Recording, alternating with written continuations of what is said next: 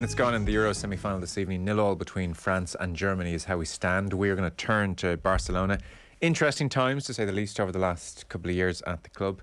Just last August, Juan Laporta said that the club's debt stood at 1.35 billion euro and that player salaries accounted for 103% of all income.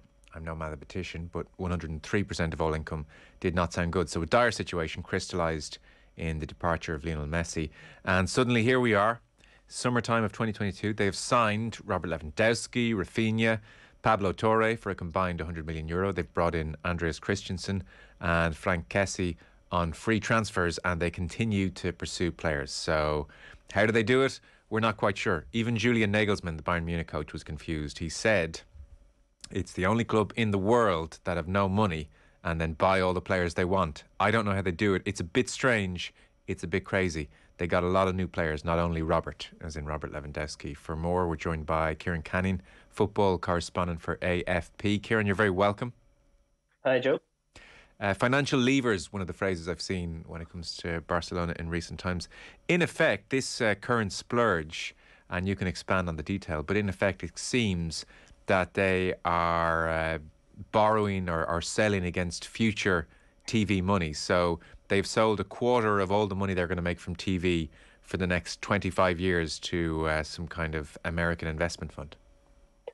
Yeah, exactly. I mean, the way that they've done it, as Nagelsmann was saying, that the only club in the world without any money, they do now have money. The issue is that they've got that money by basically mortgaging their future. You know, they've sold off future revenues, as you say, to 25% of their future La Liga TV revenues for around about 500 million euros. They're also planning on also selling 49% in a merchandising company, which is where a lot of their merchandising income comes from, for a further 300 million euros. So that's best part of 800 million euros to dig them out the hole they're in at the moment.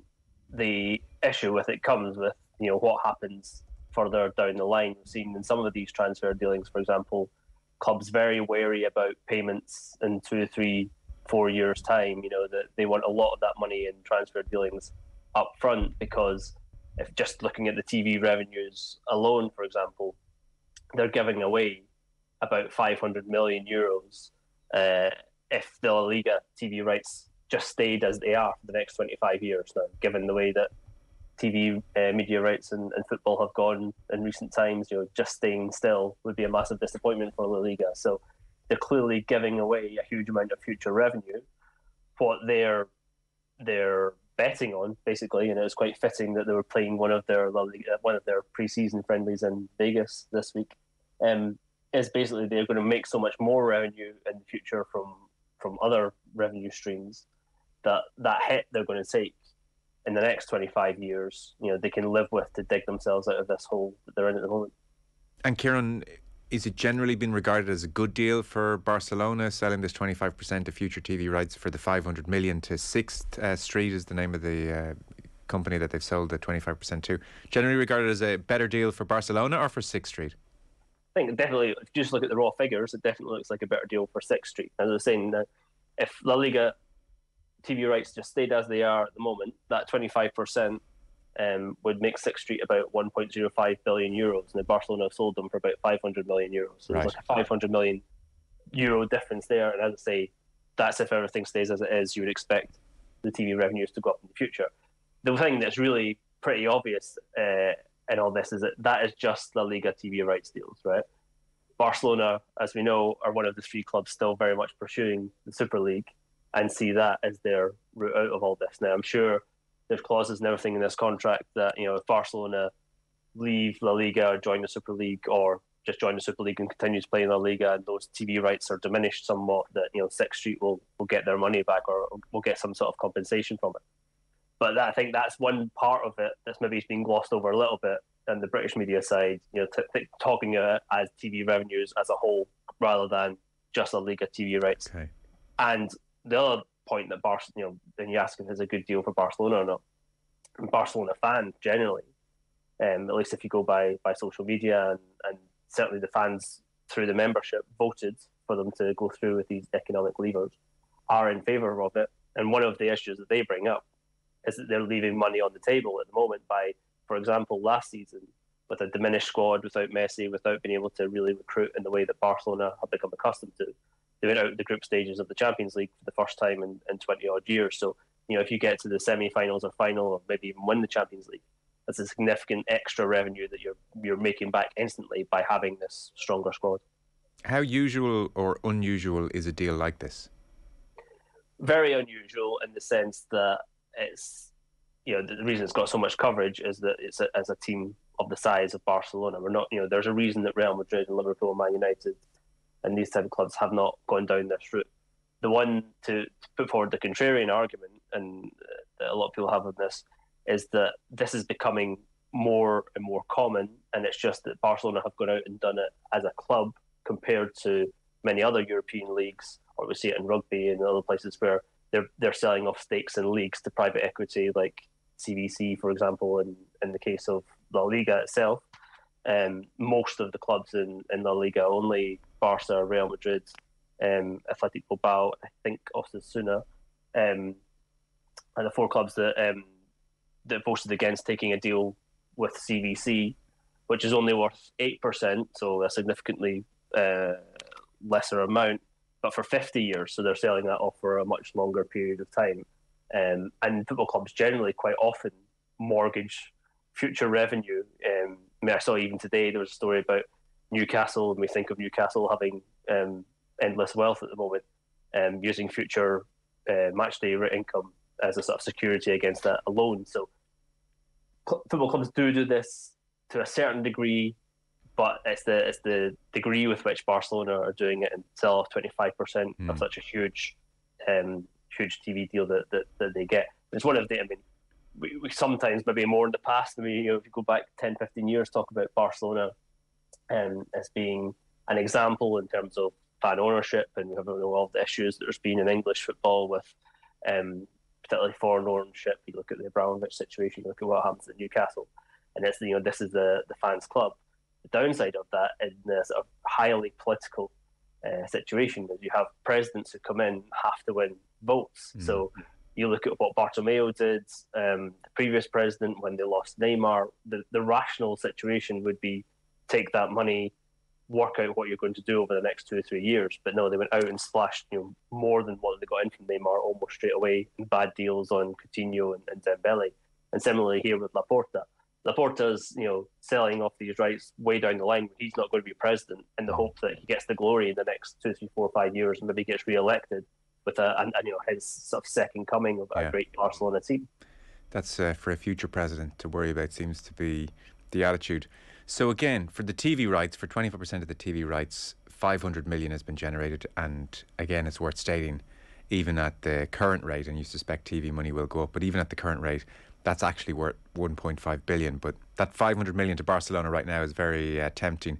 And then 300 million generated from that deal they've done over future merchandising. So 800 million mustered up in the present out of nowhere, really. To what extent does that leave Barcelona in the clear, free from these La Liga regulations about the numbers of players they can register, just out the gap and a pretty normal big-time club again?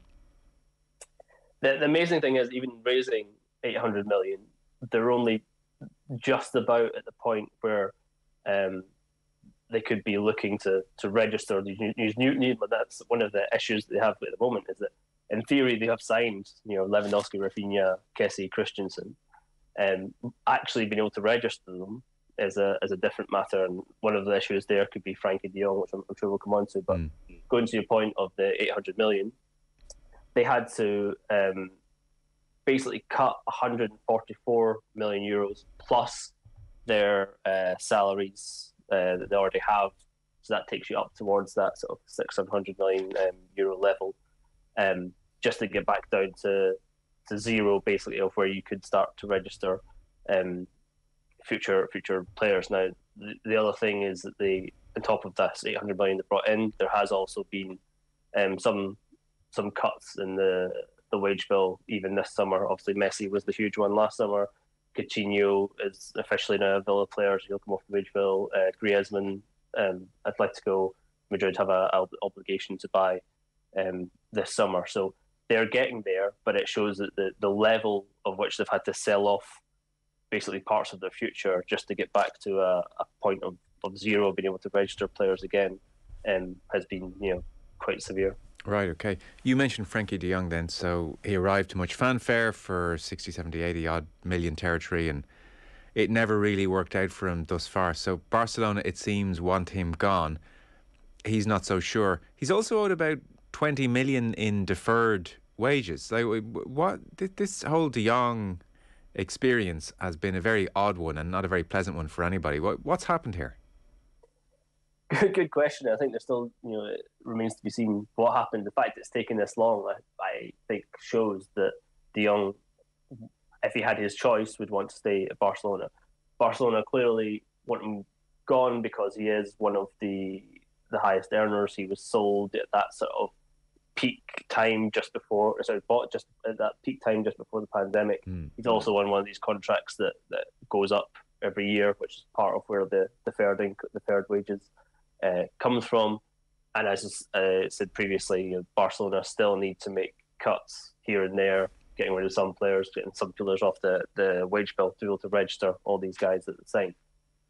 From a purely sporting point of view, the reason that they've chosen to get rid of de Jong is not because de Jong's a bad player. It obviously hasn't really worked out in the way that he would have wanted when he signed, but it's also the area of the field where Barcelona are already strong with guys that they've brought through their own academy that obviously are pretty young, pretty cheap in the grand scheme of things in terms of their wages. When you look at people like Gavi and Pedri, and Busquets is still there. So it's an area that basically de Jong was the sort of sacrificial lamb in all this, that we know he's a sellable asset, he's a high earner. If we can get rid of him, that gives us the space, the budget to be able to then go about and recruit in other areas like we've seen with Rafinha and Lewandowski. What happens now in terms of, if de Jong stays, and that's, the latest reports coming out of Spain are along those lines, that he's still pretty insistent that he's going to stay despite the sort of pressures from Barcelona. It's going to be really interesting to see what they do next in terms of how they're going to be able to register these new guys, because if de Jong stays, then the sums just don't add up at the moment in terms of being able to register these new players. And what's your sense of the TV rights escalation in numbers over the coming decades? I mean, as you said, even if it stays as is, that's 1.5 billion for Sixth Street, and Barcelona get 500 million in return. Is there any possibility that the backside falls out of TV rights? The Premier League is such a behemoth, it's hoovering up most of the international money, and there just has been a subtle change in La Liga. It is no longer the home for the world's best players. The Messi, Ronaldo era is very much done, and nor increasingly is it seems, the destination point. We've seen the likes of Haaland this year and Mbappe say no to life in La Liga. Is your sense that the TV rights money will just continue to rise inexorably, and that's just the way life is? I think there was definite doubt on the level to which it would rise. I think there's still probably just just general living, how much more things are costing day by day at the moment. Well, I don't know if you know, Kieran, but inflation quite high at the moment. Yeah, exactly, yeah. So you would imagine that it would be really remarkable for over the course of 25 years those TV rights to diminish. I think there is a question on how much they go up, but I think this Barcelona summer has sort of reiterated a bit. I know you were saying there, but Mbappe chose to stay at PSG, Haaland's gone to Man United. It still shows the power and the attraction of Barcelona to these players, that despite everything, I mean, even the de Jong situation as well, despite everything, de Jong still wants to stay in Barcelona. Sure. So I think Madrid and Barcelona, whilst they might not be at the peak that they were 5-6 years ago, when they were clearly the best teams and able to pay the best wages and regularly competing for the Champions League every year, they're still a huge attraction to players, and that will in turn mean that La Liga is still very much a league followed around the world, and continue to remain popular. It might not be the Premier League, and this goes back to the whole Super League argument of in continental Europe they say there already is a Super League. It's called the Premier League. behind the Premier League, La Liga is still quite clearly the second most followed league in the world, and Barcelona and Madrid will retain that sort of pulling power to some extent, even if it's not what it once was. Yeah. Well, I guess even at this low point in the cycle, Madrid have just won the Champions League and Barcelona have signed some of the world's best players. So I guess they won't be long in returning to former glories in some respect or other. Kieran, thanks so much for the time. Much appreciated. Thanks for explaining all that. Cheers, Joe. Cheers. Kieran Canning there, who's a football correspondent for AFP. And our football coverage, as ever, here on Off the Ball is brought to you by Sky. Get all the football you love in one place across Sky Sports, BT Sport and Premier Sports. 0-0 still at half-time between France and Germany in the Euros semi-final.